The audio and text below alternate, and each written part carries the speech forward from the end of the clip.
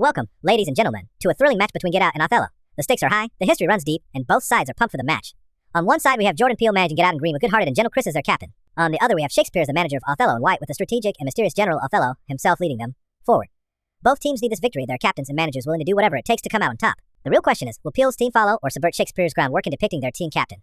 And how will these teams work together to form a metagame dialogue on black rage in a white-dominated society? Team Othello starts strong. Their captain, Othello himself, leading with power and precision commanding the field as he would have, valiantly against the general enemy Ottoman. Team Get Out is still warming up. Their star forward Chris dribbling cautiously, scanning the field. The close-up camera shot and brooding diegetic sounds indicate that he senses something's off. But wait, there it is. There's Iago, lurking midfield, whispering strategies to his teammates and pouring pestilence into their ears. He's been orchestrating plays behind the captain's back, trying to tilt the light of the game in his favor. Othello doesn't see it coming, believing, oh brave Iago to be honest and just. And neither does Get Out.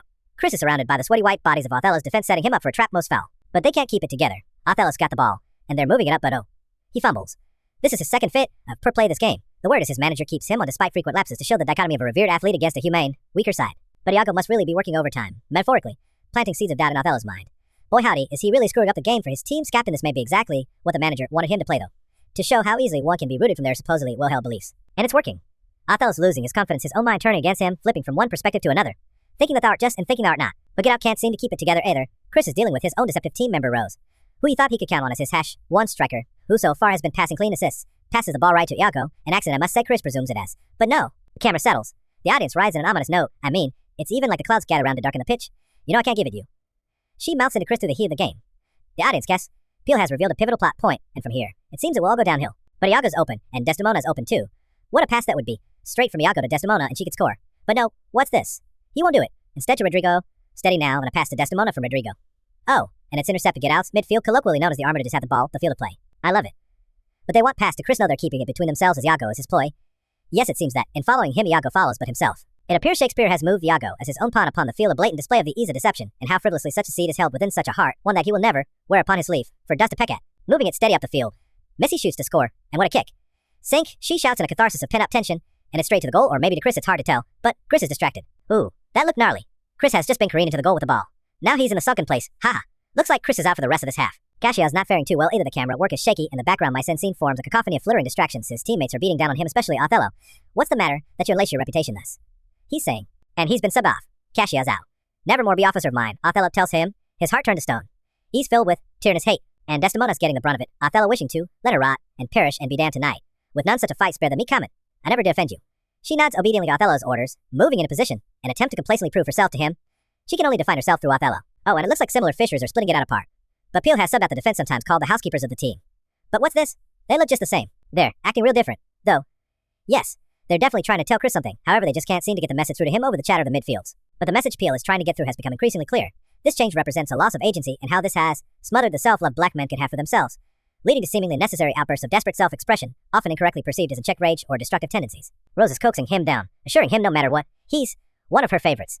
It's like Chris's frame of focus is nothing but a little black box. You can see it from his eyes, like the rest of the world is seeping away. All that there is to him now is Rose. Above him, this break of connection between the players directly shows Peele's main purpose coming into this game, to reflect upon the barriers the black community face. And he's in with her, eyes forward now.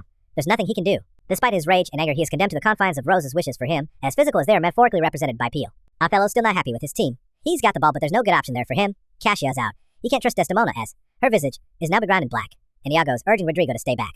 Oh, and he makes a run, Othello up and Iago by his side as he is, with no worse a place. A pass, and back. It looks as though Othello will make the final shot, but no, Iago takes it and scores. The glory is all his. What a play, it seems. He followed him to serve his turn upon him. We did not see that coming. Get Out is looking defeated. Chris is getting swamped in the shouts of his team members. They're all telling him different things. What a moment. He doesn't know who to believe. He turns to Rose. You're all I got. But his trusty partner in this game now won't meet his eye. She seems distant and sterile, her uniform pristinely maintained. The lighting on her face is cold, casting sharp angles across her previously warm features. Out of shame maybe, no, but something much more sinister. It seems she knows something he does not. Chris is getting flustered, a screeching, disharmonious chord falls upon him, giving him a backing to set the events of the game upon. He feels out of place. If there's too many white folks, he gets nervous, the ball fumbling at his feet. Weak passes to and fro. Othello takes advantage of his position, taking the ball and scoring again.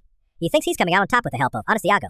Despite Desdemona's apparent slightlings, with Iago's help he's managed to believe his perfect soul shall manifest him rightly. An uproar. What's this now?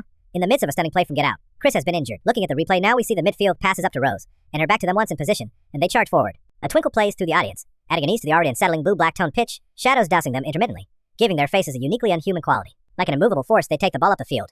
But Chris is looking the other way, and he's knocked onto the ground by Jeremy barreling forward to meet the ball. Chris goes down.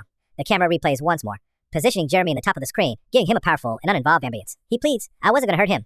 But Peele has made the choice to sub him off, forcing Jeremy to take a break from the field of managers, ensuring the audience doesn't feel Chris has been too harshly slighted, that he has many a chance for recovery in this game. And similarly, Othello's condemning Desdemona. He slaps her in front of the audience and team no less. What a bestial display of an unnecessarily brutal outburst.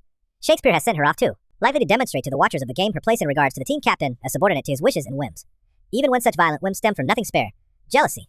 The green-eyed monster which doth mock. Iago's orchestrating the game for Othello within him knowing, and it is here that Shakespeare shows the real power of sophistry and concealment in his character of Iago. And this, as I may speculate, is comparable to the work of Rose and the midfielders to throw Chris off his feet all this time, but Chris isn't having it. No. Despite this betrayal against his body, being thrown upon the turf, he has risen once more to face the game ahead of him. Chris knows in these sorts of games, the black guy always dies first, but Peele has subverted this. With excellent team management and an extension of prolonged suspense, he has manipulated the horror archetype to duel an initial black death with an ultimate black victory. The determination in Chris's eyes. He has become outraged by blatant inequality. The fans are wild. Rage runs through his veins, channeling in to drive to remain on top in this game, not just ahead of the other team, but to remain undeterred by the armistice behind him. What a man of resolve. He has found a way to break free of the expectations put against him, to carry himself to victory, with all the desperate composure he can muster. The camera coddles him, blurring the background, with a close-up shot deeply focused on his expression and an eerie silence settling on the field. Peele's depiction of Chris in such a vulnerable state strives to draw out his innate bestial need to survive whilst always keeping the audience aware of his uniquely human qualities. Oh, but on the other side of the pitch, Othello's completely losing it. He's breaking down. Orders fly, desperation seeping into him. He can't keep his team together, let alone himself. Reputation. Oh, I have lost my reputation. I have lost the immortal part of myself, and what remains is bestial. He deplores. Shakespeare steps in, heightening the tragedy of his demise by using erratic stage directions and hurried dialogue to reflect his spiraling mind. Confronted at last, Iago tries to explain himself to Othello.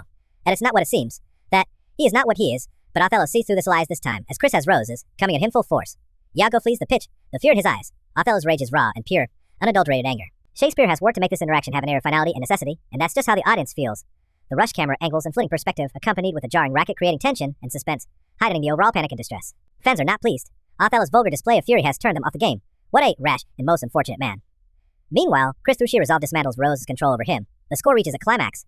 The close-up shot on Chris's face magnifies his determination. But what play from Othello? I would have thought we could have expected better from. Oh, thou Othello, that wert once so good. What a game. One captain's come to rage, while the other wielded it as a means of survival. Peele's alternative portrayal of a black team captain creates a dynamic conversation beyond the confines of tragedy and horror, deconstructing the archetype of the bestial black man. Shakespeare's Othello is first depicted as feeble and unworthy of the place he holds, and later as a monstrous force of unchecked fury, leaving insufficient room for nuance. Peele, however, allows Chris to be fully appreciated, flawed yet resolute, vulnerable yet powerful. By subverting expectations, Peele reclaims the portrayal of black rage, demonstrating that it is not inherently destructive or unjustified, but a force capable of conducting resistance and triumph. So congratulations to Get Out for winning this game of Portrayal of Black Rage, Soccer.